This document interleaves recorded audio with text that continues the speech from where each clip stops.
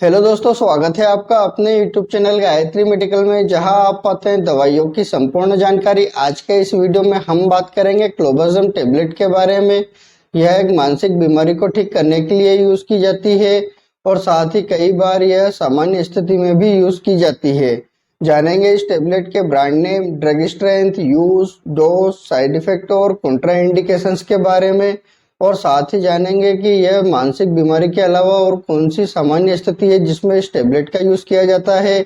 तो बने रहिए वीडियो के अंत तक, जिससे कि आपको इस टेबलेट के बारे में पूरी जानकारी मिल सके। तो चलिए वीडियो की शुरुआत करते हैं।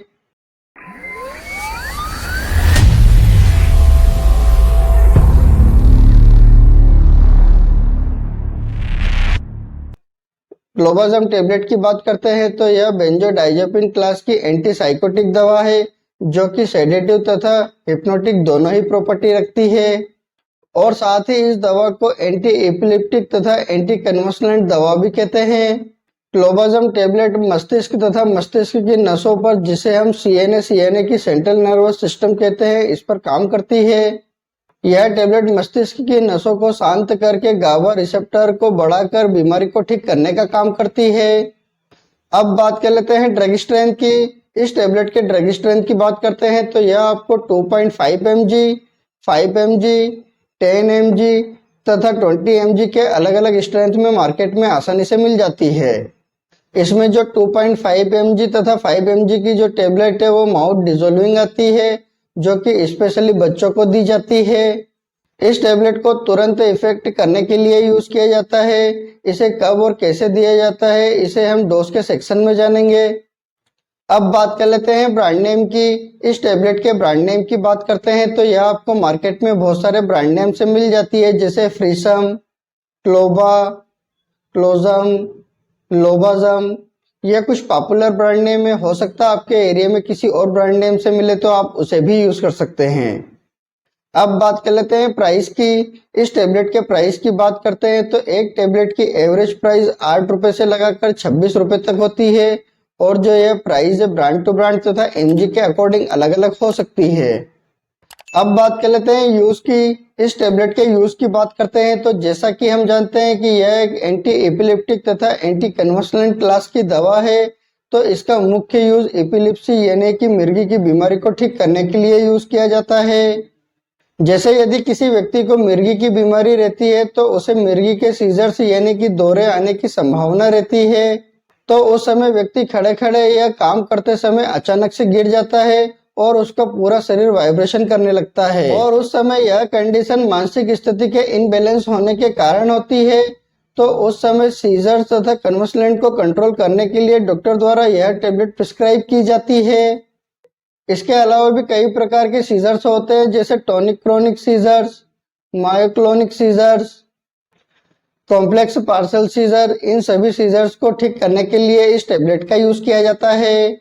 इसके अलावा एंजाइटी डिसऑर्डर को ठीक करने के लिए, सिजोफ्रेनिया नाम की बीमारी को ठीक करने के लिए, साइकोसिस डिसऑर्डर नाम की बीमारी को भी ठीक करने के लिए इस टेबलेट का यूज किया जाता है। यदि किसी व्यक्ति को काफी लंबे समय से ठीक से नींद नहीं आ रही हो, बहुत ज्यादा चिंता हो रही हो, बहुत ज्यादा टेंशन होने के कारण व्यक्ति को सीजर्स आने लग गए हो, या मानसिक स्थिति पर कंट्रोल नहीं रहता है, तो उस समय इस टेबलेट का यूज किया जाता है।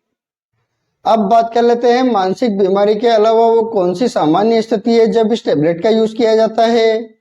यदि किसी बच्चे की उम्र 1 दिन से लगाकर 14 साल की होती है और उस समय उसे बहुत तेज बुखार आ जाता है, चाहे वो बुखार ब्लड में इन्फेक्शन होने के कारण आया हो या किसी अन्य कारण से आया हो। जब बच्चों को बहुत तेज बुखार आता है तो बच्चों के मस्तिष्क की नसों में बहुत तेज खिंचाव होता है, तो उसके कारण बच्चों को दौरे आने लगते हैं, शरीर में वाइब्रेशन होने लगता है। हालांकि ये किसी प्रकार की कोई मानसिक बीमारी नहीं है, लेकिन उन दौरों को कंट्रोल करने के लिए इस टेबलेट का यूज किया जाता है, और इसकी एक टेबलेट से इंस्टेंट रिजल्ट मिल जाता है। इस प्रकार इस सामान्य स्थिति में भी इस टेबलेट का यूज किया जाता है। इस प्रकार इन सभी बीमारियों को ठीक करने के लिए इस टेबलेट का यूज किया जाता है। हो सकता है डॉक्टर अपने एक्सपीरियंस के अनुसार किसी अन्य मानसिक बीमारी को ठीक करने के लिए इस टेबलेट का यूज कर सकते हैं। अब बात कर लेते हैं साइड इफेक्ट की। इस टेबलेट के साइड इफेक्ट की बात करते हैं तो इस टेबलेट के कुछ कॉमन साइड इफेक्ट हो सकते हैं, जैसे dizziness, drowsiness, sleepiness, blur vision, constipations, weight gain, weakness, gastric irritations, इस प्रकार के कुछ कॉमन साइड इफेक्ट हो सकते हैं। इसके अलावा अगर और कोई साइड इफेक्ट होते हैं तो इस टेबलेट को लेना बंद करें और अपने डॉक्टर से कंसल्ट करें। अब बात कर लेते हैं डोज की। इस टेबलेट के डोज की बात करते हैं तो इस टेबलेट को व्यक्ति की बीमारी तथा एज और वेट के हिसाब से इस टेबलेट का डोज दिया जाता है। इस टेबलेट के कॉमन डोज की बात करते हैं तो एडल्ट व्यक्ति को शुरुआती दौर में 20 mg से लगाकर 40 mg तक का डोज दिन में एक बार दिया जाता है। यदि ज्यादा जरूरत होने पर इस टेबलेट का डोज बढ़ाया भी जा सकता है। और जब इस टेबलेट का डोज 20 mg से ज्यादा दिया जाता है तो उसे डिवाइडेड डोज में दिया जाता है। और यदि किसी को 5 mg, 10 mg या 20 mg की टेबलेट दी जाती है तो उसे सिंगल डोज दिया जाता है। और जब इस टेबलेट का सिंगल डोज दिया जाता है तो उस समय इस टेबलेट को रात को सोते समय लेने की सलाह दी जाती है, क्योंकि रात के समय लेने पर इस टेबलेट का बहुत अच्छा रिजल्ट मिलता है। बच्चों के डोज की बात करते हैं तो बच्चों को शुरुआती दौर में 5 mg की टेबलेट दी जाती है, जिससे कि उनका एक बार का जो दौरा है वो कंट्रोल हो सके। इसके बाद बच्चों को 0.3 mg से लगाकर 1 mg पर kg पर डोज के हिसाब से डिवाइडेड डोज में बच्चों को डोज दिया जाता है। और ज्यादा आवश्यकता होने पर 20 mg तक का डोज भी बच्चों को दिया जा सकता है। इस टेबलेट को लेने की बात करते हैं तो इस टेबलेट को खाना खाने के पहले तथा खाना खाने के बाद दोनों समय में ली जा सकती है। इस टेबलेट के टाइम ड्यूरेशन की बात करते हैं तो इस टेबलेट को शॉर्ट टर्म के लिए यूज किया जाता है, यानी कि इस टेबलेट को 4 हफ्ते या ज्यादा से ज्यादा 5 हफ्ते तक ही ली जाती है। और जब किसी को बहुत तेज बुखार आता है तो उस समय इस टेबलेट को 6 से 7 दिन तक ज्यादा जरूरत पड़ने पर दी जाती है। यदि कोई व्यक्ति इस टेबलेट को 5 हफ्ते से ज्यादा यूज करता है तो उसे इस टेबलेट की लत लग जाती है, इसलिए आप इस टेबलेट का यूज डॉक्टर की सलाह से ही करें। और यदि कोई व्यक्ति इस टेबलेट का ओवरडोज ले लेता है तो उस व्यक्ति को बहुत ज्यादा नींद आती है या वो व्यक्ति कोमा में भी जा सकता है।